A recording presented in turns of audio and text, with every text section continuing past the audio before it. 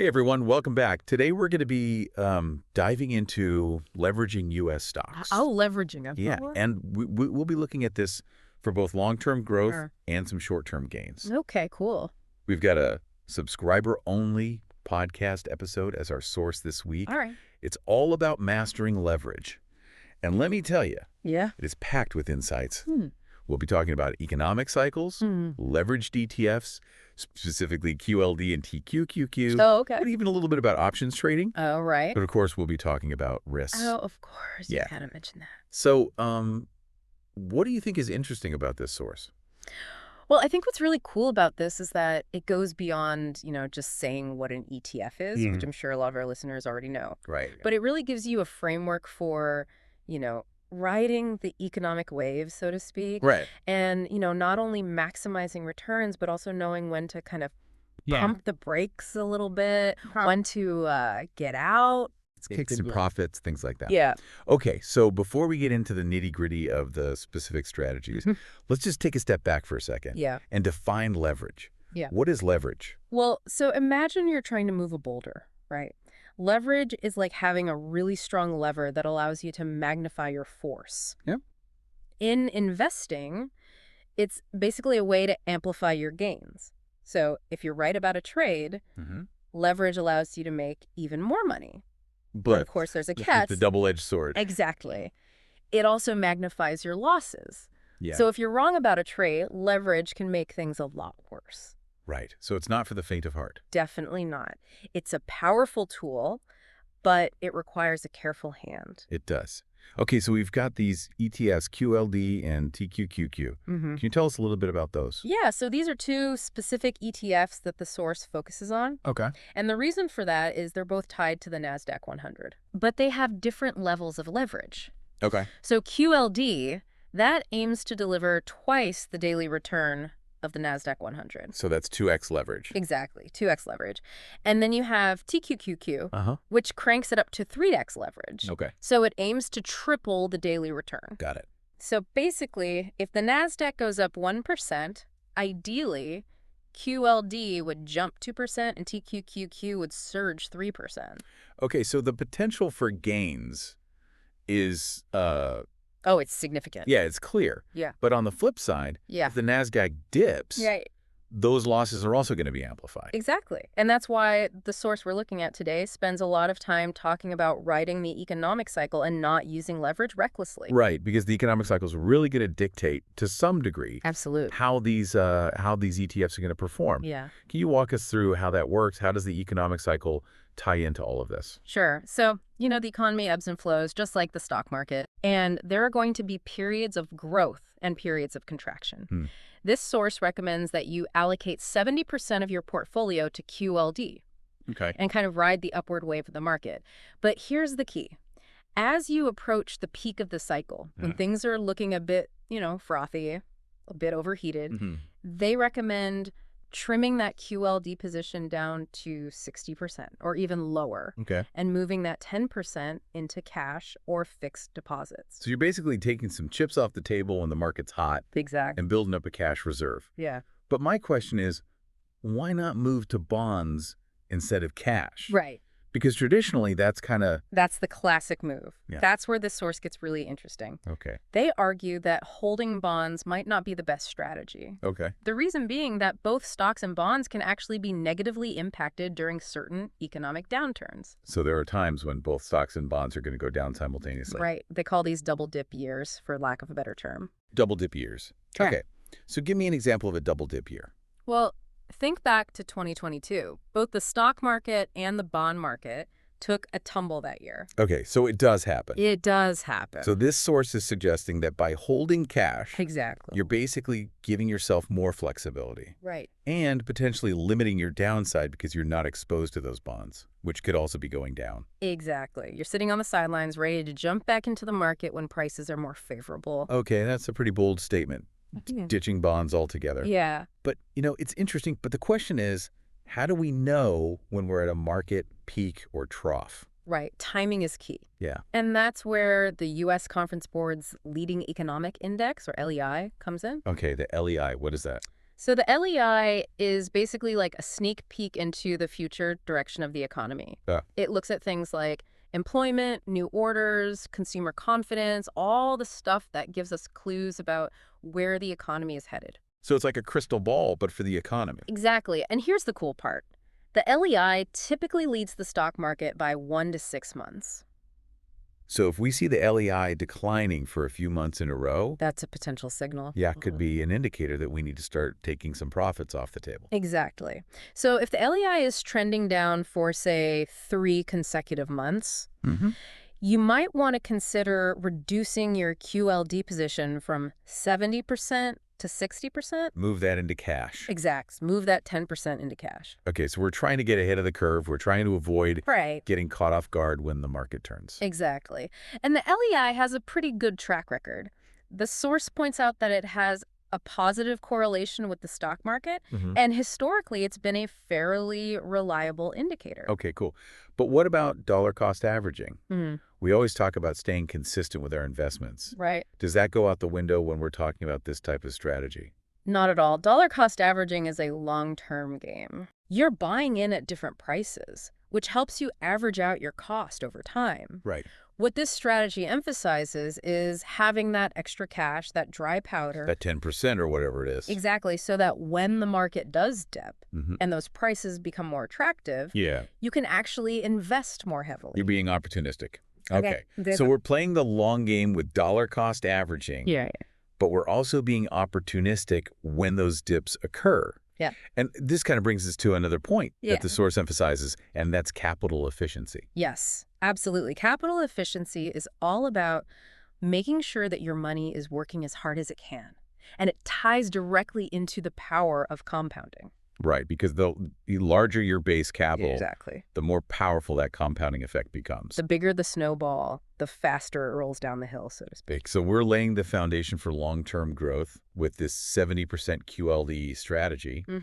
But the source also mentions some other, perhaps more advanced techniques. Right. Things like hedging with inverse ETFs and even options trading. Exactly. But I think those are maybe topics for Yeah, those are a bit more advanced. more advanced investors and for future episodes. Definitely for listeners with a higher risk appetite Yeah? and a good understanding of how these instruments work. Okay, so we've got this core leveraged ETF strategy. Right. Using QLD to ride the economic wave. Yep. But there's a whole other layer of tactics that we can explore. Yeah, and in the next part of our deep dive, Okay. we're going to get into the nitty-gritty of how to potentially leverage that remaining 30% of your portfolio for shorter-term gains. All right, so stay tuned for part 2, where we'll be discussing some of those shorter-term techniques and strategies. Looking forward to it.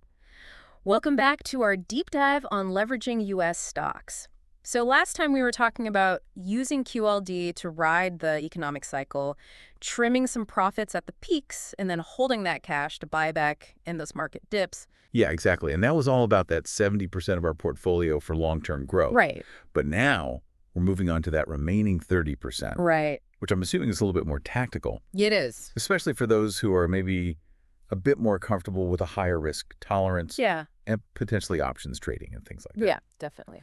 So I'm really curious to hear what the source recommends for this portion of the portfolio. Well, they actually recommend a split for this 30% as well, a 70-30 split. Okay, so another 70-30. Another 70-30, but this time they recommend allocating 70% of this portion, which is about 21% of our overall portfolio, to index funds. Wait, index funds? I thought this 30% was all about being a little bit more active. It is. And trying to aim for those shorter-term gains. Yes. So why index funds? Because even within that, the source emphasizes the importance of having that core holding in those broad market index funds. So it's like we're creating almost like a mini portfolio. Yeah, within a portfolio. A portfolio within a portfolio, yeah.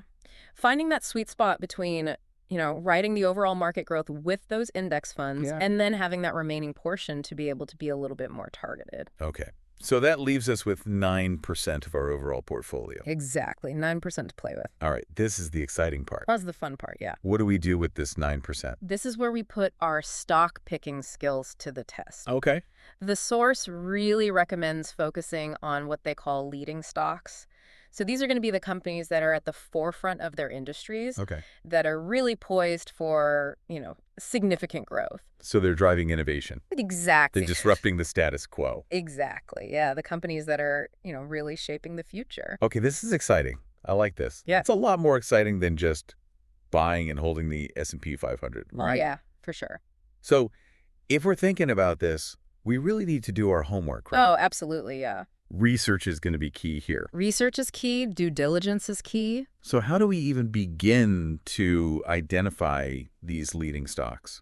So the source actually, emphasizes looking at, thinking about sectors that are experiencing this surge in demand or these major technological advancements. Okay. So you're looking at, right now, some of the hottest sectors are going to be things like artificial intelligence, renewable energy, biotechnology, anything metaverse or Web3 related. So, I mean, a lot of these are really like buzzwords right now. They are, but these are the areas where there's a lot of innovation happening. Right. And there's a lot of potential for, a pretty explosive growth. Okay. So we've identified the sector, right? We're thinking AI, we're thinking Web3. Right. But then how do we pick the winners within those sectors? So that's going to be where that fundamental analysis comes into play. Okay. So you really need to dive deep into the companies themselves, Okay. understanding their business models, their competitive advantages, their financials, their management teams. So we're not just chasing hype, we're actually making sure that there is substance Absolutely. behind the buzz. Yeah, because a lot of companies might jump on the bandwagon of, a hot trend. Right. But only a few will really emerge as, those true leaders. Right. So we've done our fundamental analysis. We've picked a few companies that we think look promising.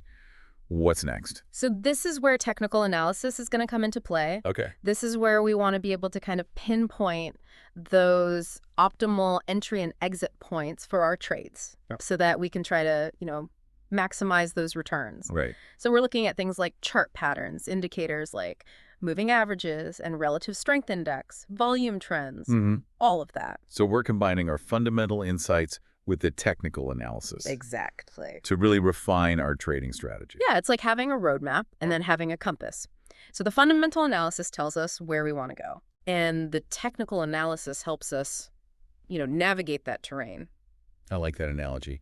But I got to say, it can be a bit overwhelming. Oh, excellent. Like, where do we even begin? Yeah. There's so much information out there, so many different tools and resources. There are, but, there are a lot of, websites and platforms that can help you along the way. Okay. They can provide that financial data, the charting tools, even educational resources. And there are also communities of traders online that you can connect with and learn from and share ideas. So it's almost like learning a new language. It is. It takes time and effort. Yeah. But the rewards can be significant. Absolutely. And remember, even experienced traders are constantly learning. Right. The market's always changing, so you have to be adaptable. Yeah. Which I guess brings up another really important point. Uh-huh. And that's risk management. Yes, absolutely. Like, how do we make sure that we're not taking on too much risk with this 9%? Yeah. The source actually spends quite a bit of time emphasizing the importance of having a well-defined risk management plan. Okay. This means things like setting stop-loss orders to limit those potential losses, diversifying your portfolio, making sure you're not putting all your eggs in one basket, Right. and, of course, never investing more than you can afford to lose. Yeah, that's a big one. It's easy to get caught up in a Absolutely. potential big win, right? Yeah. But we've got to make sure that we're not overexposing ourselves. Right. It's about finding that balance between risk and reward. Right. Yeah. Okay, so before we move on to part 3, where I'm assuming we're going to get even more into the weeds with some of this stuff, We are. what would you say are the big, takeaways, the Yeah. things that our listeners should be thinking about at this point? Well, I think the biggest takeaway is that there's no one-size-fits-all approach to investing. The strategy that we're discussing today is just a framework. Right. It's a starting point, and each individual needs to really, adapt it to their own circumstances, their own risk tolerance, their own goals. Risk tolerance, time horizon, all that. Exactly. And also, that staying invested for the long haul, even through those peaks and valleys, is going to be crucial for maximizing those benefits of compounding that we talked about. So we've got our long-term 70% that we talked about with QLD. Yeah. We've got our 21% that we're letting kind of steadily grow in those index funds. Hmm. And then we've got this 9% where we're getting a little bit more tactical Exactly. with those leading stocks and potentially even using things like inverse ETFs and options. Yep. It's all about Yeah, balance, playing it safe, but also taking those calculated risks. so the key here is do your homework right. Oh, absolutely, yeah. Empower yourself with knowledge. Knowledge is power. Come up with a plan, Yeah, and then take action. exactly. Those are the key steps. All right, welcome back to the Deep Dive. We've been exploring how to leverage U.S. stocks for both the long-term growth, but also those short-term gains. So just to recap, we've dedicated 70% of our portfolio to riding that economic wave with QLD. Another 21% to those steady growers index funds. Right. Which leaves us with that 9% for some more tactical plays. Exactly. And in this final part, we're going to get into the nuts and bolts of how we're actually going to allocate that 9%. Perfect, because we've been talking about these leading stocks, right? Right. Those companies that are pushing boundaries, poised for this rapid growth. But how do we even identify those companies? That's a big market out there. Yeah, it can seem like finding a needle in a haystack. It really can. But the source we're looking at emphasizes focusing on sectors first. Okay. So thinking about those areas that are really experiencing a surge in demand or, even technological advancements. Okay, so we're thinking about those industries that are really shaking things up. Exactly, yeah. What are some specific examples? Like, where should we even be looking? Well, right now, some of the hottest sectors would be things like, artificial intelligence, renewable energy, Okay. biotechnology, and then anything related to the metaverse or Web3. I mean, a lot of those, they're kind of buzzwords right now. They are buzzwords, but they're buzzwords for a reason. Yeah, okay. Because that's where we're seeing that innovation is happening so rapidly. Right. And that's where there's really the potential for explosive growth. Okay, so we've narrowed down the sector, right? Yeah. We're thinking, okay, AI, Web3, those are the areas we want to play in. Right. But then how do we pick the winners within those sectors? Well, that's where the fundamental analysis comes into play. Okay. You really need to dig deep into the companies themselves. Okay. Understanding their business models, their competitive advantages, their financials, their management teams. So we're really trying to make sure that there's some substance behind all the hype. Absolutely. Because a lot of companies, they might jump on the bandwagon of a hot trend. Right, of course, yeah. But really, only a few are going to emerge as those true leaders. Right. So we've done our research. We found a company we're like, okay, this one looks promising. Right. What's next? Then you've got to bring in the technical analysis. Okay. That's where we try to pinpoint those optimal entry and exit points. Okay. So we're looking at things like chart patterns, indicators like moving averages, relative strength index, volume trends, all those fun things. So we're really combining all of this, our fundamental insights, with the technical analysis. Exactly. To really refine our trading strategy. Yeah. It's like having a roadmap and then having a compass. Yeah. The fundamental analysis tells us where we want to go. Okay. Technical analysis tells us how to get there. Okay, I like that. That's a great analogy. Yeah. But I got to say, it can be a bit overwhelming. Oh, absolutely. There's so many different tools and resources out there. Like, where do we even begin? You're right. It can feel very overwhelming at first. Yeah. But there are a lot of resources to help you. There are websites and platforms that offer financial data, charting tools, even educational resources that can teach you about technical analysis. So it's kind of like learning a new language. Yeah. It takes time and effort. Yeah, it really is. But the rewards can be pretty significant. Absolutely. And remember, even the most experienced traders, they're constantly learning and evolving their strategies as well. Yeah, that's a good point. Because the market is always changing, so you have to be willing to change with it. Yeah. And this brings up another important point. Risk management. Of course, always. Right. Because we've got this 9%. Right. We're taking on a little bit more risk with this portion of our portfolio. How do we make sure we're not doing anything too crazy? Well, the source that we're looking at, they emphasize having that really well-defined risk management plan. Okay. So thinking about things like stop-loss orders to limit those potential losses, diversifying your portfolio so you're not putting all your eggs in one basket. Right. Yeah. Don't go all in on one stock. Exactly. And never, ever investing more than you can afford to lose. That's a big one. It's easy to get caught up in the excitement, Oh, yeah. We're thinking about those big wins, but we got to protect ourselves. You got to protect your capital. Absolutely. All right, so we've covered a lot of ground here. We've explored this whole strategy of leveraging U.S. stocks, both for the long term and the short term. We've talked about identifying leading stocks, fundamental analysis, technical analysis, and, of course, the importance of risk management. What would you say is like the key takeaway for our listeners? I would say the biggest takeaway is that there's no one-size-fits-all approach to investing. Right. What we've talked about today, this is a framework, Mm-hmm. a starting point. It's up to each individual listener to really adapt it to their own circumstances and risk tolerance and goals. Yeah, absolutely. It's about empowering yourself with that knowledge, coming up with a plan, and then taking action. Exactly. And remember, the journey is just as important as the destination. Right. Investing is a lifelong learning experience. It is. And the more we learn, the more successful we can become. Well said. All right, folks, that wraps up our deep dive on leveraging U.S. stocks. It's been great. I hope you've enjoyed this journey as much as we have. I always enjoy these conversations. Until next time, happy investing.